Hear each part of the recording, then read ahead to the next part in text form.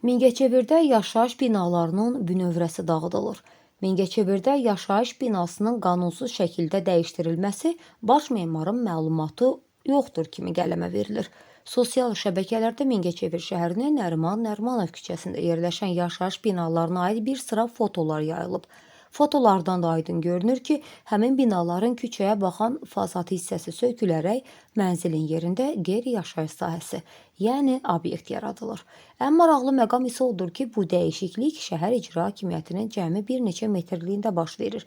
Lakin Mingəçevir şəhər icra hakimiyyətinin memarlıq və tikinti şöbəsinin müdiri baş memar Etibar Abdullayevin bu proseslərdən xəbərsiz olduğu bildirilir. Sual yaranır. Baş memar həqiqətənmi bu hadisədən xəbərsizdir, yoxsa məlumatı olsa da hansısa səbəblərdən susur? Yaşayış binasında bu cür ciddi dəyişikliklər hansı əsasla aparılıb? İcra hakimiyyətinin bir neçə addımlığında baş verən bu prosesə niyə nəzarət olunmayıb? Baş memarın susqunluğunun səbəbi nədir? Bütün bu suallar cavabını gözləyir. Qeyd edək ki, Mingəçevirin hazırki icra başçısı İlham İsmayılovun şəhərdəki fəaliyyəti çərçivəsində bir çox müsbət dəyişikliklər baş verib. Lakin şəhərin mərkəzində özdə icra hakimiyyətinin gözü qabağında bu cür qanunsuzluqların baş verməsi görülən işlərə kölgə salır.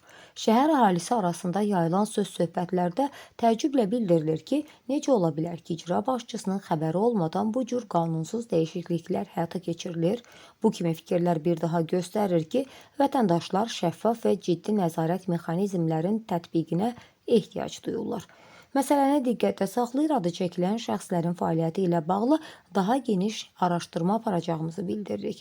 Səsləndirilən iddialarla bağlı bütün maraqlı tərəflərin mövqeyini işıqlandırmağa hazırıq deyə Aran mediada yayımlanan məlumatda qeyd olunur.